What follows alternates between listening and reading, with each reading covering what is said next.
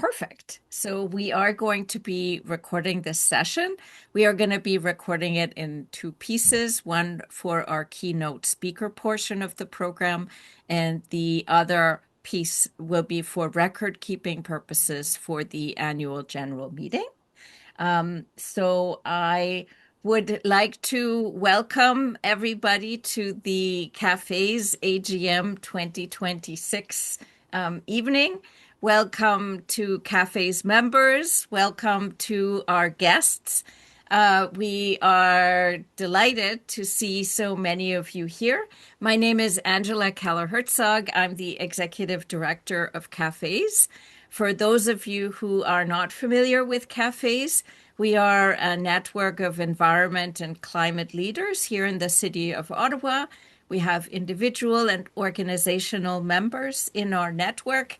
We support local environmental action in neighborhoods at community level, and we also keep an eye and monitor the city of Ottawa and encourage the city of Ottawa in a collaborative, friendly way to improve our environmental policy decisions, programming, to make the city a greener, more resilient, and more healthy city. Bonjour tout le monde. I have good news for you. Our gadgetization is allowing us to have French or other language captions if you wish to follow the proceedings in French. And my Crackerjack colleague MJ has just put a little tip sheet on how you can get to the French captions to turn on. So there's instructions in the chat if you would like to do that and render the proceedings in a language that is more comfortable than English for you. I would also like to begin this gathering by acknowledging that the city of Ottawa is located on the traditional unceded, unsurrendered territory of the Algonquin Anishinaabe people. The Algonquin people have inhabited and cared for these lands since time immemorial. And we take this time to show our gratitude and respect to them and to the land for all that it provides us humans and our fellow creatures. The trees to give shade, the water for life, the food to sustain us, and also paths to connect us. In terms of today's program, we are going to start very soon with our keynote speaker, Katharine Hayhoe, who is here with us.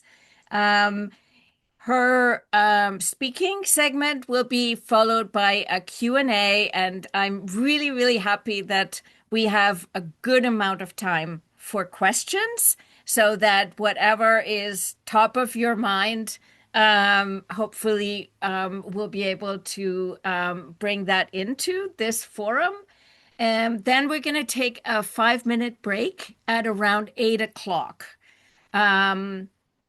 For some of us, it will allow us to powder our nose again, and then come back for the business portion of the AGM, where we're going to have the annual and impact report of CAFES to find out what CAFES achieved in 2025. We're going to have a financial report delivered by our treasurer, Mr. Johan Hamels, who will tell us that we are in pretty good shape. And we are going to have a few motions for the better governance of our network and then the election of our new board of directors. And that will take us to about 9:30. And we have a number of board members who are willing to hang out after. If you want to go to your fridge after the meeting adjourns and grab something to drink, we can also have a bit more time for questions that we might not have been able to get to in the business program. If you're curious to have questions or raise comments or Who cares?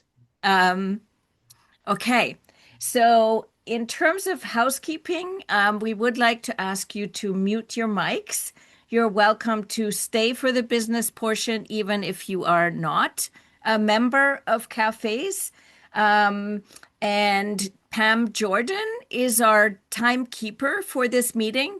So if we fall behind schedule, Pam is going to nudge us to get to the next portion of the program.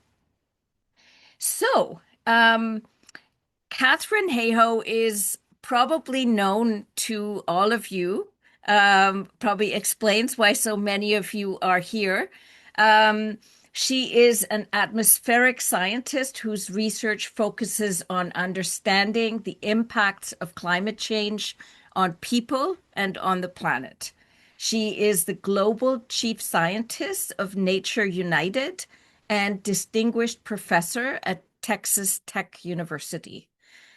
She has received many, many awards, honorary degrees, and recognitions for her work, including being named the Time 100 Most Influential People and a United Nations Champion of the Earth.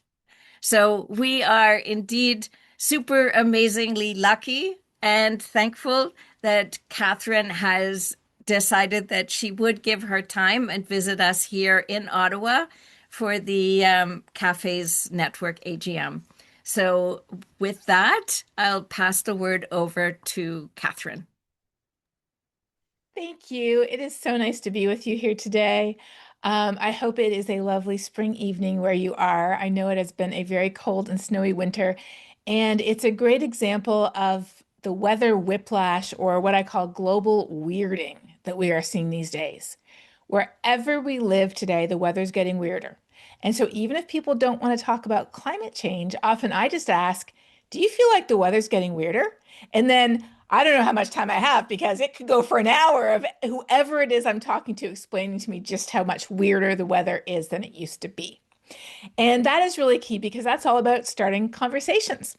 So before I start, I want to begin a conversation with you, and then I will talk for a while, and then we'll have questions at the end. But I'm going to let me actually share my screen just a second here. Okay, here we go. So, if you have a phone, you can just take your phone and take a picture of the QR code if you prefer. If you would like to do this on your computer, you can go to polev.com/Katharine, or you can click on the link that is about to go into the chat right now. Let's see, there it is. MJ just put that link in the chat. And when you get there, you will see a question. It's a very easy question. The question is, why are you here? You can only pick one of these choices. And when you do that, just a second here, I will get to where we can see the answers here. When you do that, we will see the answers appear on the screen. So let me go back to sharing my screen here. Here we go. Okay. This is great. So it looks like, all right, so no surprise, half of you advocate for climate action where you live. That is not surprising at all. I figured that would be a big answer. We also have about 25% of people who advocate where they work or study. There's 10% who advocate in other ways. One of my colleagues advocates through the hockey league that he is part of. That's a great way to connect to climate change. I often do a lot of advocacy through faith-based organizations that I'm connected with. There are 8% of you are starting your journey. Welcome. This is a great place to start. And 6% are dipping their toe in the water. That's great. All right. So now I want to ask you another question. And this question is going to be a little harder, because you have to answer with a word. Any word. You can't do two words. If you want to cheat, don't leave a space between two words. But it's not going to work if you give two words. Okay. So this next question is, just a second here, my favorite climate solution is what? And you have to give just a word. Any word, doesn't matter what word. And this is anonymous. I'm not tracking. So we are not keeping any record of what your favorite is. I just wanted to see what people say. All right. Ooh, I love the nerdiness of the electrification coming out there. That's one of my favorites too.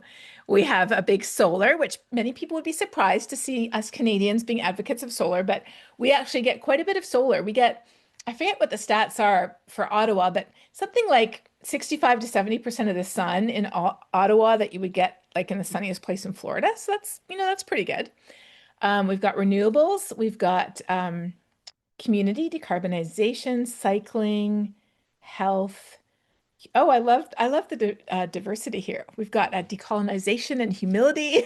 Those are excellent. Circular economy, reducing methane emissions, biodiversity, deep having, everything. That's a good answer. Education, hope, energy, connection. I love this. Don't you love this list? This is a great list. It has such variety of things on it. And I have something very important to tell you. Whatever your answer was, you're right. When it comes to climate action, we don't have any silver bullet. We don't have any one thing that if we just do this one thing, it's going to fix it all. That doesn't exist. But what we do have is we have a plethora of silver buckshot, so to speak, that when we put it all together, we have more than enough of what we need to fix this problem. So you get the picture now of how this is going to work. And what I'm going to do now, as I start my presentation, is I'm going to go ahead and turn on the questions. So the questions are going to look like this, and you can put any question you have in here at any time while I'm speaking. But here's why I do this. You can also read everybody else's questions, and you can upvote the questions that you think are most interesting. So I'm going to activate this right now. Here I go. Ready? It's active. And so now, whatever screen you were looking at, you can see you can ask a question at any point, and you can upvote the questions that you're most interested in. So I will be depending on you to do that because at the end of my presentation, I will be looking at your questions and I will remind you as we go along. Don't worry, I'll remind you to put your questions in there so you don't have to remember that yourself. But now let's go ahead and get started. So I am a climate scientist who actually does a lot of resilience planning for cities. I do high resolution climate projections, and many cities around the world have used my climate projections to look at how extreme heat, flood risk, drought, and more will affect everything from their storm sewer system to their public health system, to their water supply, to their energy demand, and beyond. But through doing that, I've learned that we could have the best data in the world. And I work very hard on getting very high quality, high resolution climate data. We could have the best data in the world. We could have the best science in the world. We could even have the best solutions in the world. But if people don't understand why it matters and what they can do to implement it, we won't get anything done. I think of this as the head, the heart, and the hands. I, as a scientist, have spent most of my life up here. And interestingly, most of us spend a lot of our life up here.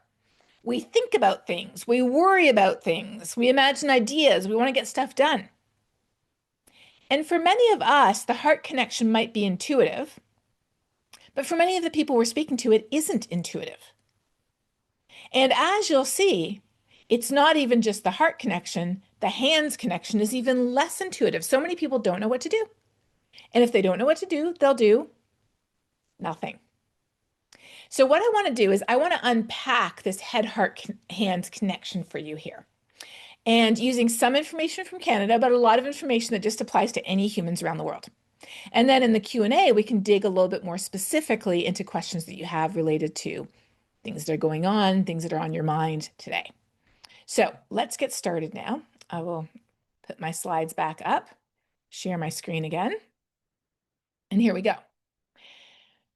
So around the world, and I talk to a lot of people all around the world, there is a common perception among those of us who care a lot about climate change that we, those of us on this call, we're worried.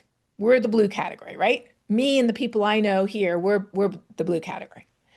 But all those other people who I see walking their dogs or at work or when I'm dropping my kid off at school or I see them in the grocery store, all those other people who don't want to talk about climate change, they're not worried about it.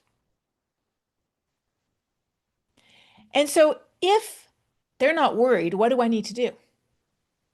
I need to make them worried, right? So a lot of the ways that we talk about climate change and communicate about climate change is based on this mental model. The mental model that most people aren't worried about it because they're not talking about it, and I have to make them worried. So I mentioned I like data. There isn't just data on climate projections, there's data on this. And when you look at data on this, here's what it shows. Around the world, including in Canada, the majority of people are worried. Look at that. The gray areas are countries that weren't surveyed. Anywhere that is pink is more than 60% of people are worried, and it might shock you to see that the United States is pink, but it is. And Canada, we're dark pink, that's 70 to 80%. All of Latin America, they're red, that's over 80%. Around the world, most people are worried. So in fact, the correct mental model looks like this. There is a small percentage of people who in Canada is, just over 20% who claim they're not worried.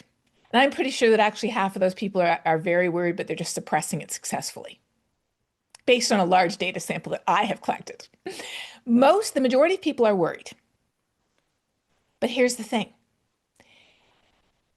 Most of us, including me, if we're worried about something, but we don't know what to do about it, we don't really enjoy talking about it. There are some people who, if they're worried about it and don't know what to do about it, they do want to talk about it. I have a few family members like that, and you probably do too. And I actually tend to avoid those conversations. If I'm worried and I don't know what to do, I do not want to talk about it because it makes me feel worse, not better. So guess what? Most people are in that category. Most people already feel bad about it and they don't want to talk about it because they're pretty sure talking about it will make them feel worse. And when we do talk about it, if all we do to talk about it is talk about how bad it is, then they feel even worse. In fact, I don't know if any of you read the New York Times ethics column at all, but there's an ethicist who responds to people's questions. It's like an advice column.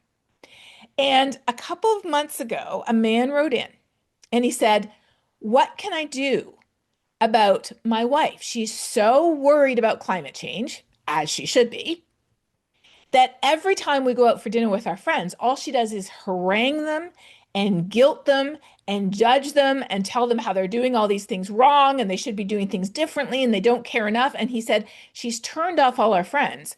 Not only do they not want to talk about climate change, they don't want to talk at all. And he was writing in to say, what should I do?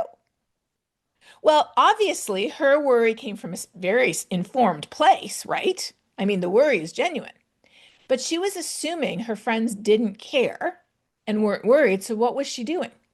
She was trying to move people from the yellow category to the blue category. But if people are already in the blue category, is more worry and is guilt and shame and judging, is it going to move them to the green category? For most people, the answer is no. So knowing where people are at is so important because otherwise we're not going to be approaching this in the right way. And so research, I don't have the numbers for Canada, but research in the US has showed that in the United States, that blue circle is 60% of the population. The green circle is 8% of the population. Doesn't that blow your mind? So what's more important? Is it more important to move like the 20% that are yellow to the blue? Or is it more important to move the 60% of the blue to the green?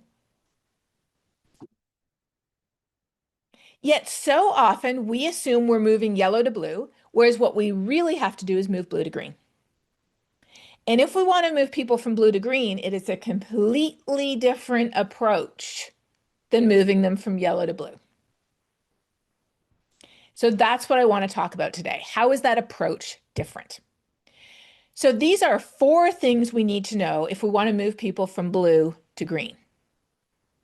The first thing we need to know is really important. We need to break the climate silence and let people know that they're not alone.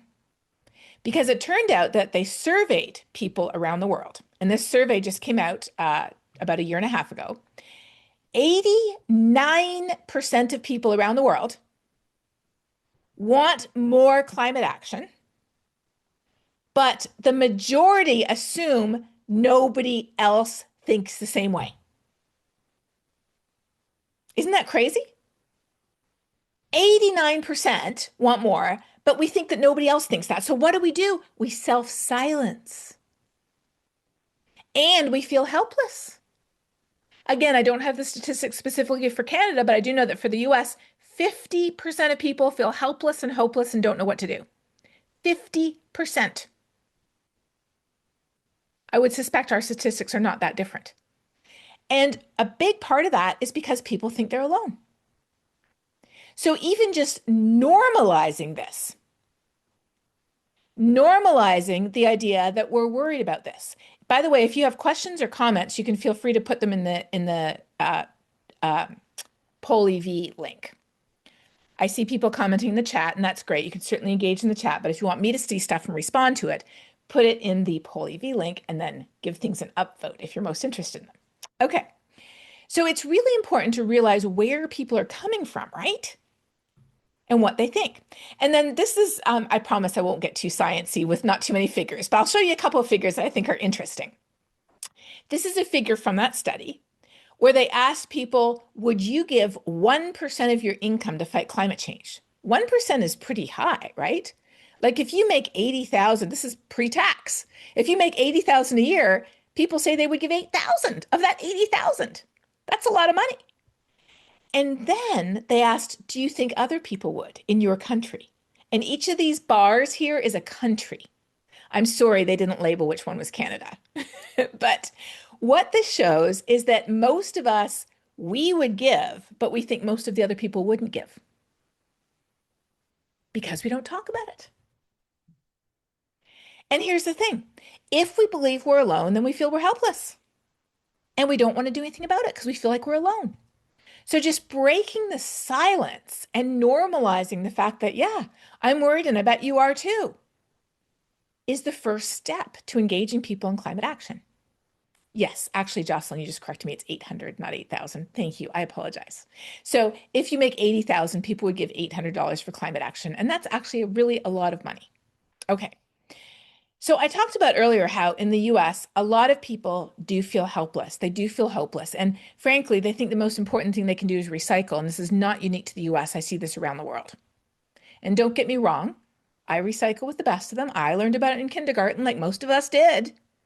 But I also know, number one, it's a waste problem. And number two, it's not a climate solution. So what's the next thing we need to know? We need to know that we're not alone. And it's also very important to know that worry is a rational response. So many people are anxious and they bottle it up and then they feel like, oh, maybe I'm just too sensitive. Maybe I'm just too worried about this. Everybody else is going about their day and they seem just fine. Why am I worried about this? And then we start to feel almost like there could be something wrong with us if we're worried.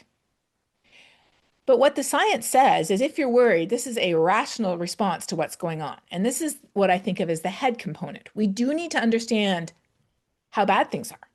We have to be totally clear about how bad things are. We can't sugarcoat it. We can't sweep it under the rug. We have to understand what's actually happening. That's the head. And what's happening is we're literally conducting an unprecedented experiment with our planet. We have never seen this much carbon going into the atmosphere this quickly. The closest analog 55 million years ago, we had 10% of the carbon going in that we are putting in right now on a year-by-year basis. And it was happening naturally. It wasn't being caused by humans. So sure, the planet's been warmer and cooler before, but the rate at which it's changing and the fact that humans are driving that change, this is unprecedented. We often refer to this issue as global warming, But as I mentioned at the beginning, what I prefer to call it is global weirding. Because wherever we live, the weather is getting weirder. And in some places, it means more snow. Like there's actually more lake effect snow now than there was. Why? Because there's more storm systems going across the Great Lakes when they're not frozen and it's still below freezing. So they dump more snow because they pick up more moisture from the lakes when they aren't iced over. We're also seeing on the West Coast, we're seeing that atmospheric rivers are stronger. They're picking up more water vapor over the ocean, and then they rise up when they hit the coastal mountains. And if it's below zero, it snows. So global warming doesn't really capture the full magnitude of how our rainfall patterns are changing, how our growing seasons are shifting, how we're seeing the natural world respond. So rather than call it global warming, I like to call it global weirding. And I explain it like this. Wherever we live, it's like we have a pair of dice, and we always have a chance of rolling a double six naturally. What is a double six? A heat wave, a drought, a wildfire these days, a storm. As the world warms, decade by decade, though, it's like climate change is sneaking in and it's taking our weather dice and it's swapping out a five for a six. And then it's swapping out a one for a six. And then we've even got like a seven on our weather dice. And we're like, how on earth did we just roll a seven on these dice? That's global weirding. So around the world, including in Ottawa, in Ontario, across Canada, across North America, and around the world, we are seeing much more intense droughts. Just look at the snow drought in the Western US right now. I don't know if you've gone online and seen any pictures of what the mountains look like in Colorado right now. They look like May, and it is only March. They didn't get nearly enough snow this year. But we're also seeing more intense floods and storms. The record-breaking flooding in Hawaii that just happened last week. We're seeing much more dangerous heat waves, massive heat waves. With a big heat dome across the south central US right now. We're seeing bigger wildfires, and we know all about that. So in Canada, our insured catastrophic weather events have gone up and up and up. And as you can see, many of them are water related. Many of them are wildfire related. Some of them are heat related. In fact, if you crunch these numbers, or actually if you look across the whole country, for example, the numbers aren't out for last year, but for the year before that, the four costliest catastrophes were wildfire, flooding, hurricanes, which are fueled by warm ocean water, and a hailstorm. So back in the 1980s and 1990s, we had one catastrophic weather or climate event across the whole country, on average every 3 months. So about 4 events per year. Now we have one every 4 weeks. That's climate change loading the weather dice against us. That's global weirding. Now, in the US, they track the data publicly, at least they did until this year. And then they fired all the scientists who track the data. And then an organization called Climate Central hired all the scientists who track the data, and they put it back online. So now we know that in the US, they track by $1 billion weather and climate disasters, and they have prorated the value of the dollar because obviously that changes over time. There was $1 billion climate and weather disaster every 4 months in the 1980s, every 2.8 weeks in the last decade, and every 10 days last year. And whatever headlines you look for, whether it's flooding, whether it's drought, whether it's wildfires, whether it's heat waves, we're surrounded by extreme weather. Why does this matter?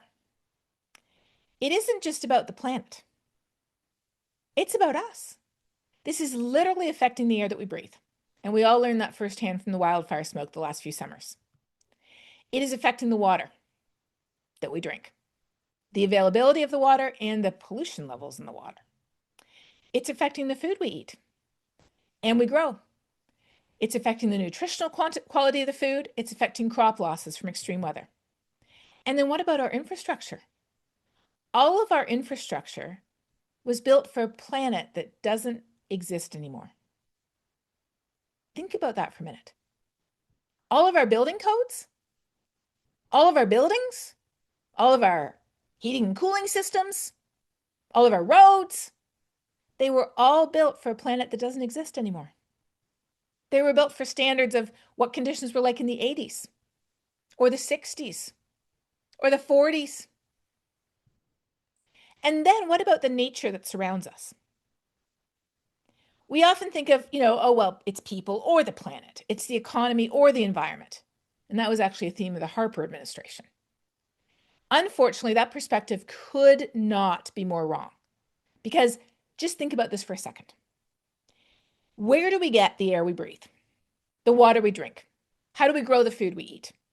Where do we get everything we use? Where does it come from? It comes from nature. In fact, we think about the nature that surrounds us every day, but we don't realize that 70% of our oxygen comes from the ocean. It comes from phytoplankton and kelp in the ocean.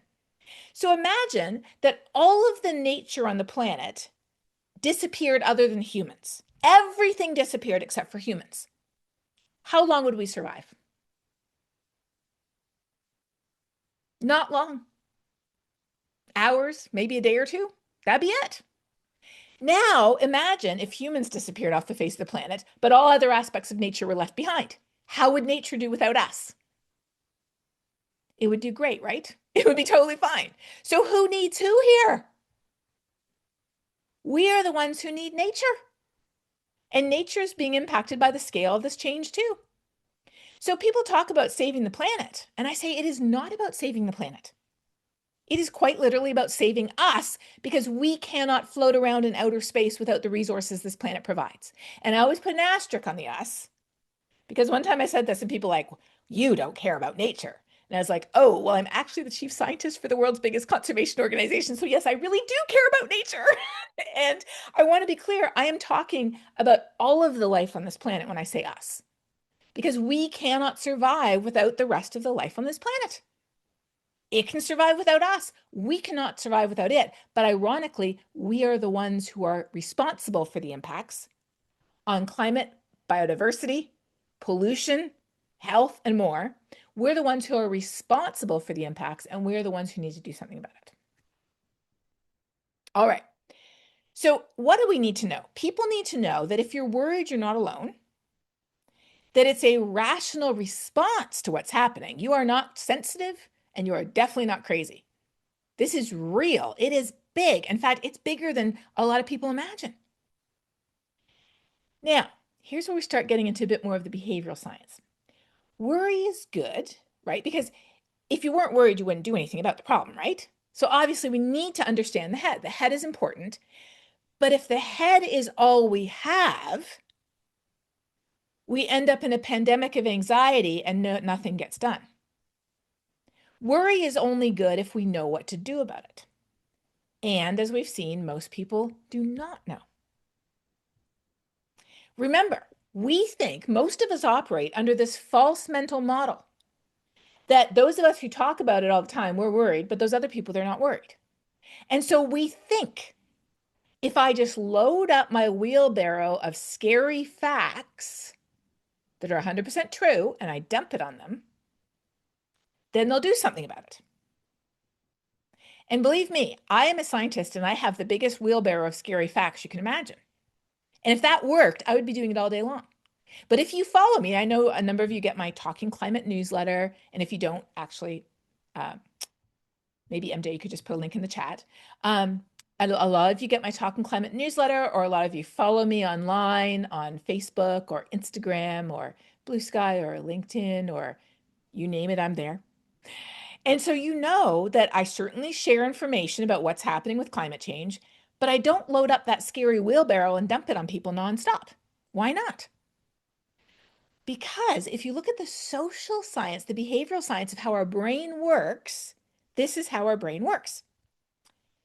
Climate changes, so we get worried, so we load up the scary wheelbarrow of facts, and then what happens? Most people just dissociate from it. And actually, people can get less activated the more we dump these facts on them. Why? Well, Tali Sharot is a neuroscientist, and she wrote a phenomenal book called The Influential Mind.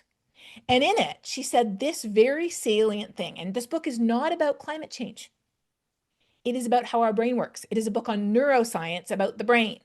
She said, fear and anxiety will cause us to withdraw, to freeze, to give up rather than take action. Let me read that again, just to make sure it sinks in. Fear and anxiety cause us to withdraw, to freeze, to give up rather than take action. So when we dump more fear and anxiety on people, what do? They withdraw, they freeze, and they give up rather than take action, which is the opposite of what we want them to do, right? The reality is we have to recognize that most people are in the blue category and we want to move them into the green category. And so, yes, we need the head. That's sort of recognizing the challenge, right? But we also need to make the connection to the heart. What is the heart? Understanding why it matters to me. When I ask people, what's the number one image that comes to mind when I say climate change? What do you think people say? I'll give you a clue. It is big. It is white. It is furry. And Michael in the chat is correct. It is the polar bear. But here's the thing. Most of us don't live in Churchill. Most of us don't see polar bears every day, right? And so it isn't an immediate connection to us. So we think of climate change as being something that affects people who live over there or in the future or, some other issue. And being a climate scientist, I have the data. We don't understand the heart and we don't understand the hands. So the head to heart gap is something scientists call psychological distance. And what that term basically means is we humans often think of risks as being far away from us in time. Like, oh, it's okay if I have that extra piece of cake because my arteries aren't going to be hardening for another 20 years. Or distant from us in space. Oh, that's happening over there. It's not going to happen over here. Or we think of it as abstract rather than concrete. It's sort of this general malaise rather than something that affects my life. Or we think about it as, that just matters to those people who care about that thing, not me. So how does this relate to climate change? Well, remember I showed you this map at the beginning. All the people who are worried about climate change.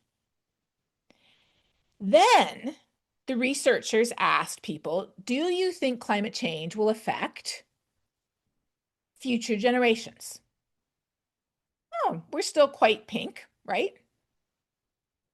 Where's the distance here? The distance here is in terms of the future. And then they asked people, do you think climate change will affect you?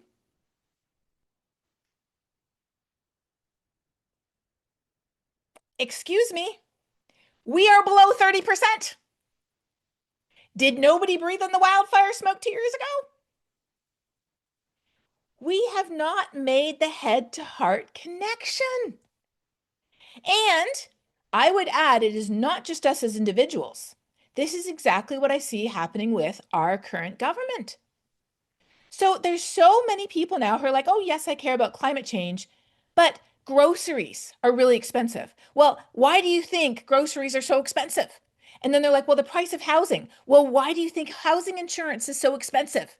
And then people are like, well, health. Well, why do you think our health is getting worse? Too many people think of climate change like a separate bucket at the end of the list. And so I have all of the other buckets of things I care about. And then we've got this climate bucket at the end. And if we have any time and any money at the end, we'll put some money and time into the climate bucket, but we have these other priorities, right? Wrong. Climate change is not a separate bucket. Climate change is the whole in every other bucket.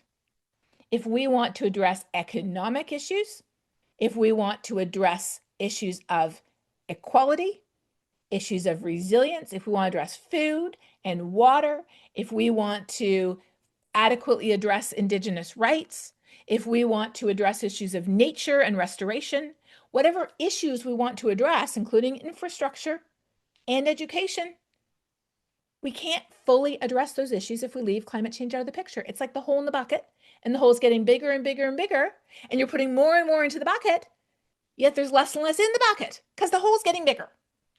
So what we have to do is we have to make the head to heart connection when we're talking about it to people. We have to figure out, why do they care? and help them make that connection. One person might care because they're a parent and it's affecting their kids. One person might care because they're a small business owner and their insurance premiums are going up, or their supply chain is being disrupted. Somebody else might care because their home insurance is so high that they can't afford a mortgage. Somebody else might care because they're a person of faith. Somebody else might care because they're passionate about nature and they see how nature is changing around them. All too often, we think that we have to make it about the thing that we care about, not just the polar bears. We think we have to make it about the one thing that we care about. But the reality is, I'm convinced everybody already has every reason they need to care. We just have to make that connection. So when I'm talking to Jack in Texas, I don't tell him how climate has changed in Texas. He tells me how the farm that his family has farmed for 4 generations has changed in front of his eyes, and he hasn't even had a decent cotton crop since 2005. He's telling me that. My colleague Joellen, who is from Alaska but lives in Arizona, tells me how she has to wake her kids up before dawn in the summer because that's the only time when it's cool enough for them to safely play outside. My friends and colleagues who live in the northeastern US or any part of Canada can tell me what it feels like to breathe in the wildfire smoke that turns the sky orange. Our friends along the coast can tell us what it feels like to have your home ripped away and destroyed in front of your eyes, or your infrastructure flooded on your way to work. So, to care about climate change, we don't have to be a certain type of person. We just have to be a human being living on the planet, and as far as I know, most of us are. And what our job is, what your job is not to make people care for the same reason you care. So let me give you a very practical example that'll sort of exaggerate to show how crazy this is. Okay, so my mom's best friend, so I'm from Toronto, but my mom's best friend is from Ottawa, from the Ontario side. And so every winter, we would drive up to Ottawa and we would go skating on the canal. We would try to arrive for winterlude and we'd go skating on the canal and we'd freeze our toes off and we'd get beaver tails. So imagine if the reason why I want to fix climate change is because I can't take my kids to winterlude most years anymore. And that's that's a great reason to care about climate change. But imagine if I tried to make everybody else a skater. So first of all, they have to learn how to skate. Then they have to enjoy skating outside. Then they have to make their way to Ottawa in February. And then they have to be disappointed that they can't skate on the canal. So imagine if I set up all those gates for people before they were allowed to care about climate change. That would be ridiculous, right? I mean, imagine if we had to make everybody a skater who enjoys skating outside, who can travel to Ottawa in the winter, and then be disappointed. That's ridiculous. But unfortunately, that's often what we do. We say, I care because of X, and so everybody else has to care about X first before they care about climate change. That's backwards. What we really have to do is we have to figure out what does somebody already care about and then connect that to climate change. And if you're wondering how to do that, in my book, Saving Us, maybe MJ, you could do a little bit of quick Googling and put a link to Saving Us in the chat. In my book, Saving Us, I go through how, and you don't have to buy it. You can get it from your local library. You can get the audio version from your local library, any way you want to do it. In Saving Us, I go through in a lot more detail how I have connected with people over the fact that we both knit. I have definitely connected with people over the fact that we both live in Texas, or we're both from Canada, or we both really enjoy winter sports, or I like really good quality chocolate.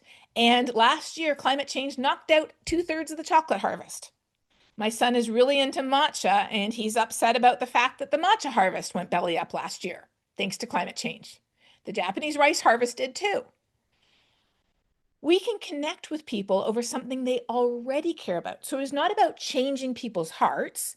It's about figuring out what is already in their heart and then making the connection. That's the difference. It's a very important difference. Okay, so we talked about head, we talked about heart. What's left? Hands. We don't know what we can do to fix it. Remember? We have a big blue worried bubble, and then we have a tiny little green activated bubble. That's the hands knowing what we can do about this problem. And again, around the world, when I ask people what we can do, the number one answer you get in surveys is recycle. And like I said, don't get me wrong, We need to recycle until we can fix our waste problem. That's the real answer. But that is not a big climate solution. It's a waste solution. So I want to digress for a second into cities because you all work in your city. Cities are really, really, really, really, really important when it comes to climate action. Why? Cities can act faster. Research has shown that the more localized the climate impacts and the climate solutions are, the more people across the political spectrum are willing to engage. There's much less partisanship, and I'm very sorry to say that some of the partisanship south of the border has been spilling over into Canada in recent years and decades. But there's much less partisanship when we're really talking about what happens in Ottawa and what we can do about it in Ottawa. Cities are incredibly powerful. And I think cities have been under-highlighted in global climate action. So I love the fact that there's all kinds of articles and studies and essays highlighting this. And I want to offer some interesting facts to you. Cities only cover 2% of the world's surface. So they're very dense, which is good. But they generate 80% of global GDP. We consume, I live in a city too, we consume 78% of the world's energy. We will hold 70% of the world's population by 2050. And we produce more than 60% of the greenhouse gas emissions. It depends whether you slice it by carbon emissions or other heat trapping gases. But basically, the lion's share. And I love the fact that as countries struggle to enact national legislation, and this is 100% true in the United States, and it's 100% true in Texas, where I live, cities are stepping up. Cities alone, just by themselves within their borders, not even talking about the indirect effects of cities, and there's plenty of indirect effects through the Mayor's Climate Action and C40 and all kinds of city organizations around the world. Just in their own borders, cities hold up to 40% of the emission reduction potential we need. And more than 10,000 cities around the world have made commitments to reduce their carbon emissions. Cities can absolutely act. These are some statistics about cities that are pretty cool. So this is for C40. So C40 is a global network of cities around the world that represent 23% of the world's economy. This is just C40 cities. C40 cities have taken climate action. 100 million people are breathing cleaner air because of the action taken by C40 cities. And in my newsletter, Talking Climate, in the last couple of weeks, and you can go back and read the back issues on the link there, I've talked about how London and Barcelona and Paris have majorly reduced their air pollution in their cities, and they've reduced their carbon emissions too. 50 million green jobs are on track to be created in the next 25 years. Municipal government is the scale at which implementation happens for many types of impactful climate actions, from transportation to land use to waste collection to green space and more. I'm sorry, I forgot my commas there. And cities can act a lot faster than countries and provinces, and they can collaborate internationally. So cities are so, so, so important. And like I just said, I was in the city of Ann Arbor the other week, and they have an amazing climate action plan. The Paris Agreement is 10 years old, and 10 years after the Paris Agreement, cities have taken the lead. According to this report, From Paris to Belém, which was published last December with the big climate meeting in Brazil, 3/4 of the cities in C40 are slashing their per capita emissions faster than their national governments. As global greenhouse gas emissions continued to rise, per capita emissions across C40 countries or cities fell 7.5% on average. Cities are the climate heroes. And that's why the work you're doing in Ottawa is so, so, so important to get Ottawa to step up. And so I love this little headline. At the climate meeting that they had in Brazil, which is all the countries in the world, cities were like, we're here. We're actually doing a little bit more than you. In fact, some of our cities have larger populations than you, and we're actually taking more action than you. So cities are really where it's at, in my opinion. And there's a lot of collaboration that cities can do with other cities to see what can be done. And I just wanted to just put in a little plug here for the fact that in Texas, I have worked with most of our large cities in Texas, and the city of Houston, which is the home to the oil and gas industry, It's like the Calgary of the US. Houston has a phenomenal and equitable climate action plan for the city. The city of Dallas, which is where I currently live, has been powered by clean energy, just the city itself, for over 15 years. Austin, San Antonio, El Paso, all of these cities have incredible climate action plans, and they are changing things across the state. There's a very big capstone, so to speak, on top of it, but underneath, change is happening. So let's get back to the hands now. People want solutions that give us a better life and a better world, right? And people are willing to change if they have something called efficacy. And efficacy is the name that scientists give to the heart-hands gap. So remember, the head to heart gap is called psychological distance, and we can overcome it by talking about what's happening here and now in ways that are relevant to us that we care about. But the heart to hands gap is called efficacy. And I promised you not too many scientific figures. I think this is the last one. Efficacy is immediately correlated with, do we know what we do? So this is a figure, this is actually Canadian data, where they asked people, are you willing to do something about climate change? And then they asked you, do you think it will make a difference?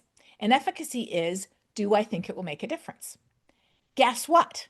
Shockingly, the more people thought what they did would make a difference, the more willing they were to act. This might sound really obvious, right? Like, obviously. But as climate impacts get worse and worse, what happens to our efficacy?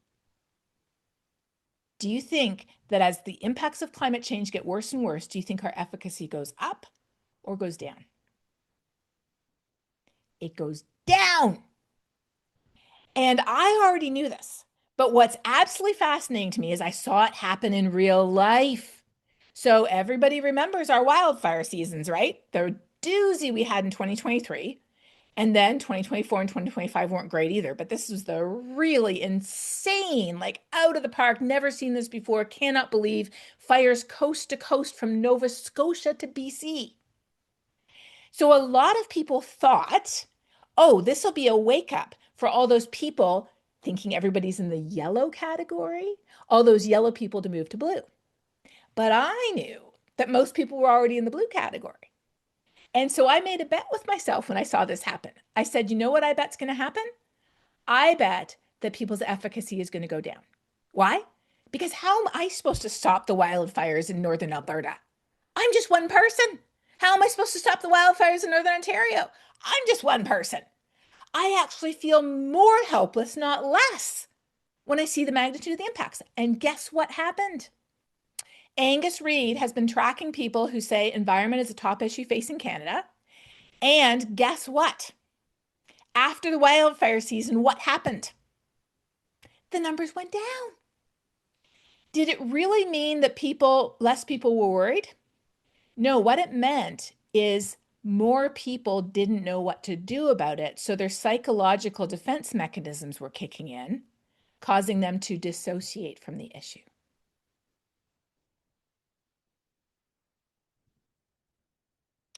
Okay, so now we're going to be wrapping this all together. What do we do about it? So don't forget there's questions. And you can go to PollEV. We've been putting it in the chat a couple of times. You can put your questions in and you can go there and you can upvote the questions you're most interested in. That'll be the good part. But I want to wrap this all together. So what are we supposed to do with this information about head, heart, and hands? We need to start with the one thing that we're not doing. What are we not doing? Well, I showed you this, people who are worried about climate change. And then the researchers asked another question. How often do you hear about it? With the exception of one little nucleus of countries where I think you can, I don't have proof, but I think you can actually see the evidence of a single human being on this map. Any guesses who that single human being is? Give you a clue. Short, woman, lives in Sweden. Yes, you got it. Exactly. Jay got it in the chat, and then Mitchell added the surname. I suspect you can see the impact of a single human being having a conversation. All she did was take a piece of white cardboard, write school strike for climate on it, go sit outside a building 6 years ago, just 6 years ago, and she changed the color of a country, I think. How much more can we all, the hundreds of us here, do the same for our country? Here's the connection. If you don't talk about it, why would you care? And if you don't care, why would you ever do anything about it? Right? It seems pretty obvious. Yet we are not having that conversation. When we have a conversation, the social science research shows that it changes who we see ourselves as. It changes what people around us think. It changes what we perceive to be normal. And right now, what's normal is not talking about it. It changes if we talk about the heart and the hands, not just the head. If we talk about the heart and the hands, it changes our sense of efficacy. Can we do something about it? And then if our efficacy changes, it changes our ability and our willingness to act. The connections between these things are clear as a bell, yet somehow we are just missing the boat. I put it a different way. I like word pictures. Imagine we think of climate action as this giant boulder sitting at the top of a hill with just Greta trying to push it down the hill. Well, David Suzuki, but man, that guy's been working on it for a long time, and he's quite elderly. Sir David Attenborough also, he makes a new documentary every 6 months, and he's like, what, 98 years old? And then, you probably got Al Gore there, and Al's been doing this for about 40 years himself. And we think, well, they're trying so hard and it's not moving, so why bother? But when we talk about what? When we talk about hands, when we talk about solutions that are happening today, and if you don't know what solutions to talk about, well, you've got all the solutions of all the programs and cafes. If you still don't know what to talk about, you've got my newsletter every week full of solutions. We realize that giant boulder is already rolling down the hill in the right direction. It has millions of hands on it. And if we add our hand and if we use our voice to encourage others to add theirs, it will go faster. That is efficacy. And the thing is when we use our voice, we have good news. So it's true climate change is bad, but what's equally true that we don't talk about is that climate solutions are good. For what? They're good for our air and our water. They protect us from disasters. They improve our health. They provide energy that's more affordable, not less. They reduce our inequalities. They create healthier food systems and natural systems. They give us a better world. Everybody needs to know that. So when climate changes and we get worried, remember this? What do? Do we load up the wheelbarrow? No. What do? We share heart and hands.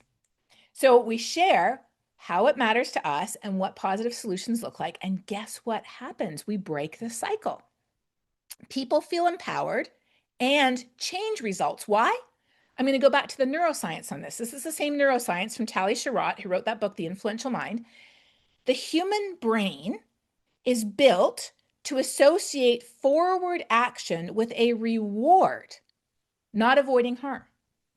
So reframe your message so the information you provide induces hope, not dread. That is literally how our brain is wired. And then people say, hope. We don't need hope. There's too much hope in the world. We need more dread. They're not talking about hope. They're talking about delusion. Because real hope begins with what? It begins with recognizing how bad something is. Because you don't need hope if you think everything's okay. You need hope when you realize things are not okay. And the less okay they are, the more hope you need. So hope begins with a clear-eyed look at what is actually happening, the head. And then the next ingredient of hope is a picture of a better future. And the third ingredient is a path to get there. That's what hope is, and that is what neuroscience says actually causes us to move forward. So the last thing people need to know is that we can't fix this alone, but we can absolutely fix it together. It's not about the personal actions that I take to reduce my personal carbon footprint, because if I do everything I can, I will not be able to fix the problem, because we live embedded in a system that makes the easiest and most affordable choice for most people the worst choice. And we have to change the system so that the easiest and most affordable choice is the best choice. Yes, make changes in our personal life, but make them contagious by sharing them with other people, and change the system so that the system makes the easiest and cheapest choices the best. Environmental journalist Sarah Peach said something really good. She said, the goal of the conversation is not to tell people about climate change, it's to bring them in. And the one thing we need more than hope, Greta says, is action. Why? Because once we start to act, hope is everywhere. So there's this intimate connection between hope and action. So for a long time, the experts at the Yale Program on Climate Change Communication said that there were 4 things we needed to know. For years, they thought there's 4 things. Climate change is real, it's human caused, it's bad, and experts agree. And I was like, yes, we definitely need to know those things. Those are all the head, right? But I was like, guys, you're missing like the extra part at the end. Like that'll make people worried, but worry isn't enough. And so just last year, they added 2 more things people need to know. What are those 2 extra things? Others care, and there is hope. I was like, yes, these are the things we need to know. And if you don't have time, skip the first 4 things and just go to the last 2, because the last 2 things are what get people to act. Do we want the whole world to be worried but paralyzed, or do we want the whole world to be engaged in action? If we want the latter, then the last 2 truths are the most important ones. This is what's at stake, but I truly believe, again, that we are not alone. It's serious. Worry is good if we know what to do, and we do know what to do. We can't fix it alone, but we can fix it together. All right, so I know the chat has been very active, and I certainly hope that you've been looking at the questions. So I'm going to go to the questions now, and it is not too late to go there and to upvote your favorites. So please feel free to do that. I will put the questions on the screen so everybody can see it. And we have a bit of time now to go through your questions. All right. So let's see. You know what? Actually, I'm not going to bother to put the screen on because you can see the questions. Just a second here. Let me close this off. There we go. You can see the questions yourself, right? If you just go to that link. So I'm just going to, there we go. I'm just going to close that. I'm just going to look at the questions myself. Okay, here we go. So,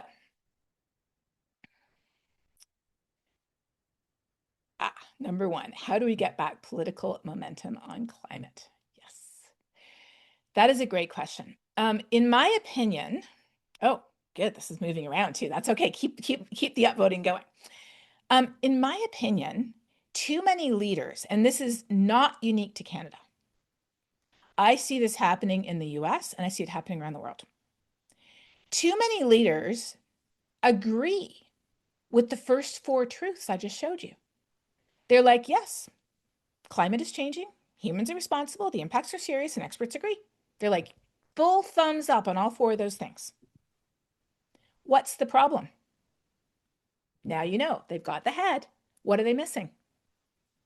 Heart and hands. What do I mean by that? They still see climate change as a separate issue. The corporate leader sees climate change as the thing that the sustainability person takes care of, and their office is over there in the corner, and they're the ones who do all the sustainability stuff. They don't see it as a supply chain issue, and a facility issue, and a waste issue, and a health issue, and a well-being issue, and an economic issue, and I could keep on going. We see the same thing from our government leaders. And I see this in the US with Democrats as well.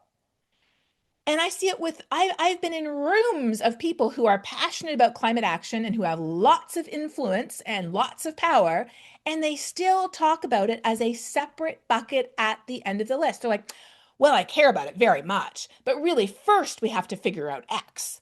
And I'm like, we have no hope of fixing X long term, X being whatever the issue is. You can give me any issue and I can tell you exactly how climate change is the hole in the bucket for that issue. We have no hope of fixing it if we don't patch the hole in the bucket.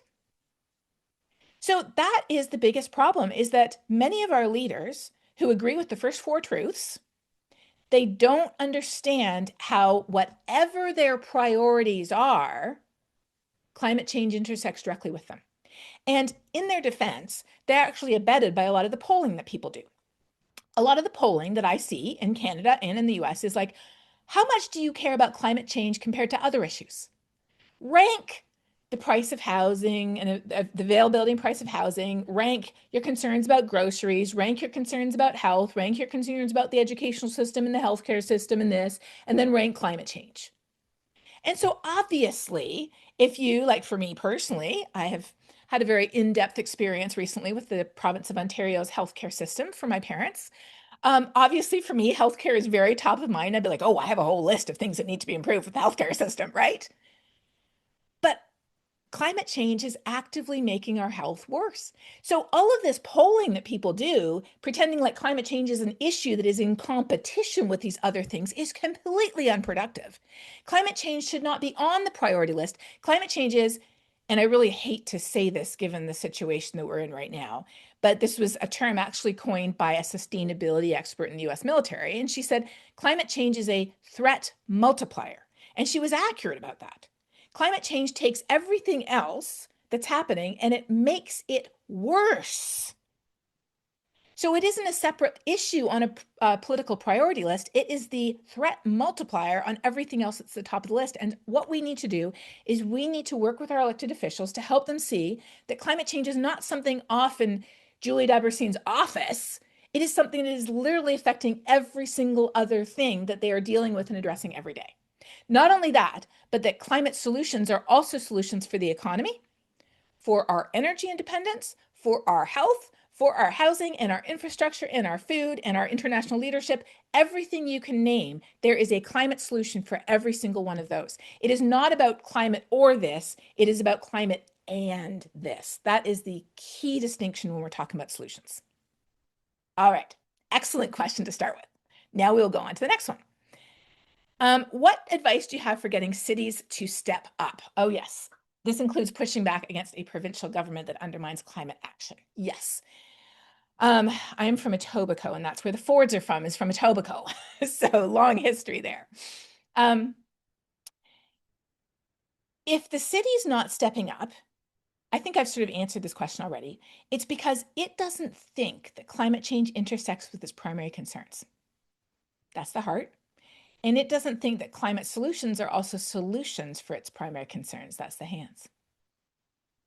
So you have to do some thinking, do some research, do some framing, do some messaging, and present the risks of climate inaction and the rewards of climate action in terms that you know directly matter to the person or people you're speaking with. Keep in mind that example of skating on the canal.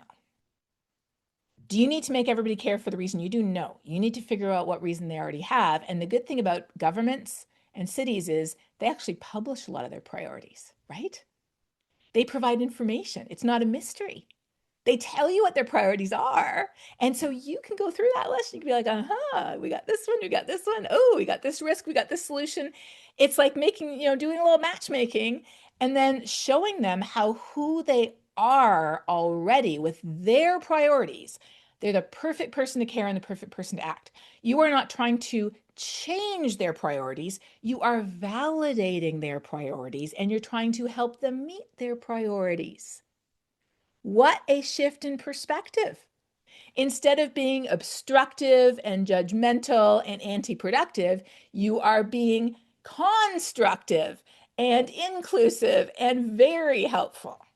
And I mean, it's not going to work 100% of the time, but it works a lot more of the time than the other approach. Okay. How do we get industry to take accountability for their environmental impact and not push back so much on the individual or the consumer? You're asking like all the right questions. All the questions you're asking are system change questions. And like I said, that's what we need to do. We have to change the system. Here's the good news. Systems have changed before. And the only reason systems have changed before is when people use their voice to advocate for those systems to change. And the majority of the time, it was not big, rich, wealthy, famous people who were using their voices. Women did not get the vote because the prime minister woke up one day and was like, oh, we should really give women the vote. That was not how it happened. There were many, many women who petitioned and marched and chained themselves to fences and got arrested, but also women who just had discussions and conversations. And eventually the dam broke. That's how social change happens. Social change does not happen often gradually. Social change typically happens like a tipping point. I think of it like a dam. All the pressure is building up behind the dam and you're like, oh, the dam's still standing and it's still standing. And we tried so hard and we're trying so hard and the dam's still standing. And then one day the dam breaks. and civil rights get enacted in the US, or apartheid ends in South Africa. All of those changes happen due to social change. And so with industry, back to this question here, I hate to say this, but in industry, there are some people who really try to do the right thing.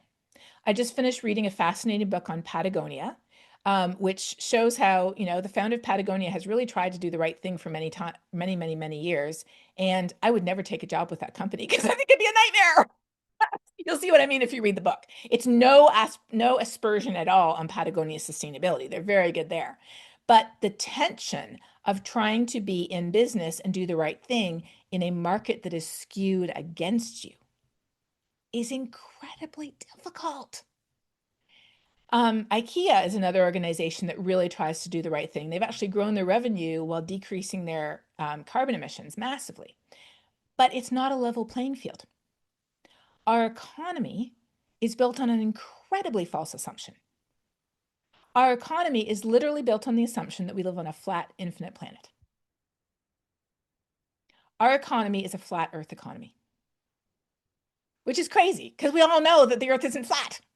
What do I mean by that? I mean that our economy assumes that there's always more resources to get.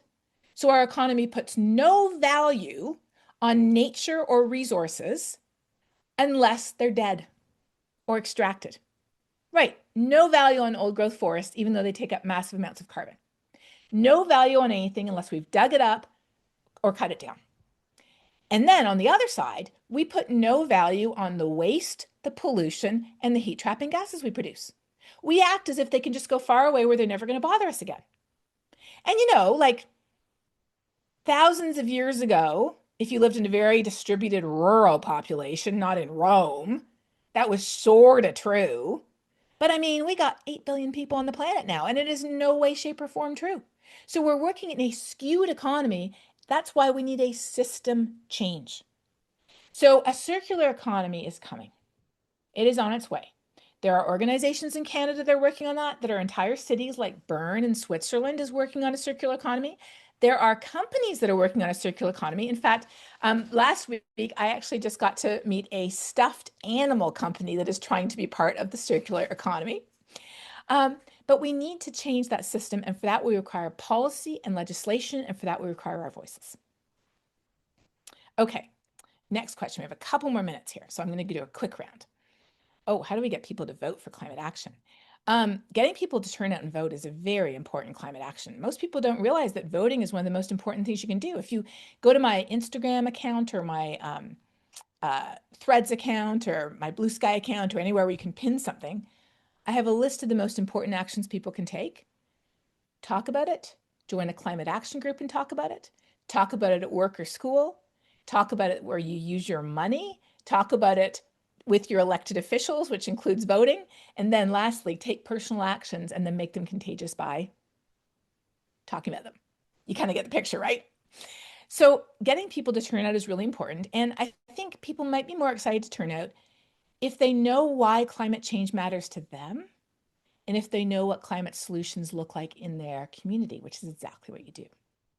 So having those conversations is super, super, super important. Okay, question about David Suzuki. David is awesome, and he has been fighting this good fight for so long. And he has seen how we have continued on a pathway to destroying nature. We've continued on a pathway to consuming fossil fuels. Our emissions have gone up. And so there's no surprise that he feels that, it's too late to stop this thing. And to a certain extent, he's right. We have already built at least, it's his 90th birthday. Oh my gosh, that's amazing. Happy birthday, David. We have already built about 1.5 degrees of warming into the system. It's going to be almost impossible to avoid 1.5 degrees of warming. It's like you've been smoking a pack of cigarettes a day for weeks, years, and decades, and you have some reduced lung capacity. That's a fact. You're not going to be winning any 100-meter dashes anymore, right? But you don't have lung cancer, you don't have emphysema, and you're not dead. So when's the best time to stop smoking? As soon as possible. How much? As much as possible. And that's where we are with climate change. So here is something really important. and I can't speak to David, but I can speak to most of us about this. Bad news sells. When you go online, the algorithms that you are seeing, even on Blue Sky, which doesn't have an algorithm other than the one you determine by who you follow, even there, our human brain shares information about negative things much more frequently than we share information about positive things. Our brain is just wired to share bad news and to click on bad news. So if you go to news websites, especially for-profit news websites, you'll see most of the news there is designed to evoke a negative reaction in you because that's what gets them the clicks. So because of that, we have a huge bias in the information that we consume towards all the negative information. And all that negative information about climate change might be totally true. Most of it probably is true. But it is completely unadulterated, unbalanced by all the positive information. So let me give you some positive information. For example, did you know that last year, the country of Pakistan installed more solar energy in a single year than Canada has in its entire history? Did you know that China last year and the year before, each year, installed more solar energy that year than the US has in its entire history? Did you know that China's emissions have peaked and have started to go down? Bet you didn't know that. Did you know that China's clean energy exports last year reduced global emissions by 1%? Just their exports. Did you know that solar energy plus storage, because the sun doesn't shine at night, every week I have a man on Facebook telling me that, and I'm like, really? The sun doesn't shine at night? Tell me more. Solar energy plus storage is now the cheapest form of electricity in many countries around the world. The clean energy revolution is unstoppable. It can be slowed. There's no question it can be slowed. In the US, the Trump administration has done everything it can to shut down the renewable energy industry. It has been shutting down permits for wind farms. It has been removing subsidies and tax breaks. With everything they've been able to throw at it the past year, you know how much they've affected clean energy in the US? They have reduced the growth rate by 17%. That's it. They've just reduced the growth rate by 17%, throwing everything they can at it. And then let's talk about nature. The value nature provides for our economy is double the global GDP. And this is why I love working for Nature United, because there's so many good news stories about what we're doing working with First Nations, 17 First Nations along the BC coast, to protect and preserve the Great Bear Sea and the Great Bear Forest, and to allow it to be managed by its peoples. Working with farmers in the agriculture areas in Manitoba to actually demonstrate and scale regenerative agricultural practices. And then we do a lot of work greening urban areas, which addresses urban inequality and historic racism issues where poorer, low income, and predominantly neighborhoods of color tend to be much hotter and tend to flood more. But when you green them and you introduce nature, you can reduce people's inflammation levels in their blood. You can reduce their cooling bills. You can improve their physical and mental health. You can protect them from flooding and extreme heat, and you can provide a haven for biodiversity. Oh, and it takes up a little bit of carbon too. So there's all these amazing solutions, but if we don't fill our mind with these solutions, we don't have anything positive to share. So that's why I want to leave you with my newsletter, Talking Climate. So let's see. I think you can put a link there in the chat, and I think I have yes, I do. I have a slide right here if you want to do it on your phone.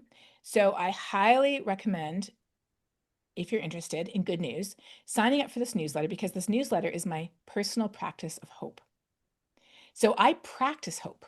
It doesn't come find you. Hope will not find you. You have to practice it. You have to go out and find it, and then you have to share it. So every week I go out and I find good news about solutions that are already happening, not so good news about how we're being affected personally, like not the polar bears, but like, the examples I gave, like how climate change is affecting fertility rates or home insurance costs. And then I always share what? Something we can do to make a difference. And the reason I do that is because every week you will have talking points that you can use to have conversations about head, heart, and hands. So there is no excuse not to have these conversations. Now you know how to have them. You know why they're so important. And you know that having that conversation is like knocking over the first domino in that long chain of dominoes that leads us to a better future.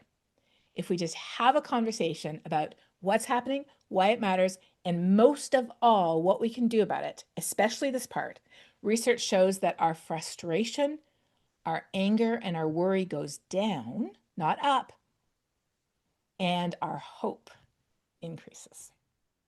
Thank you. Wow. That was pretty amazing. Yeah, let's try to use that reaction applause symbol.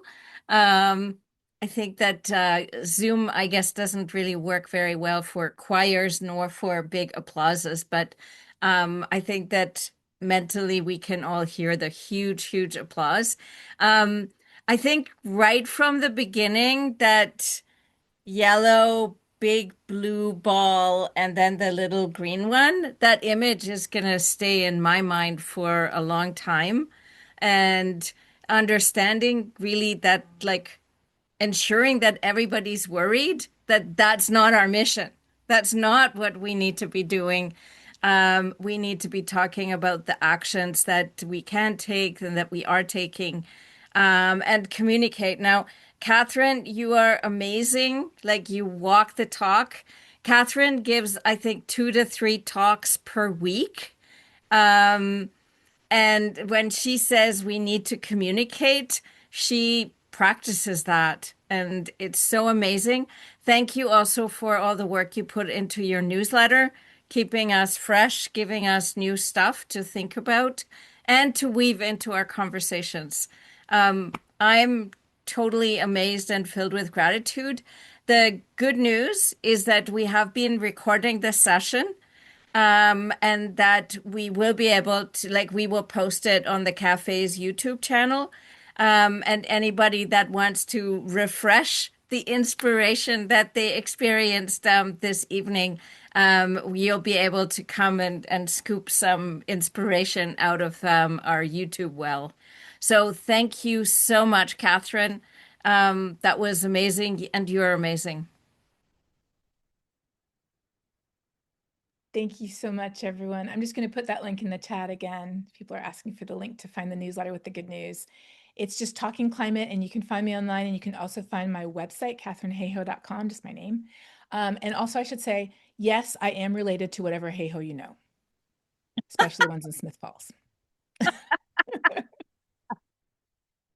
That's great. Okay, thank you. Thank you very much. And also thank you for taking the time on the questions. That was good stuff. Thank you for engaging. So we are now going to take a little break.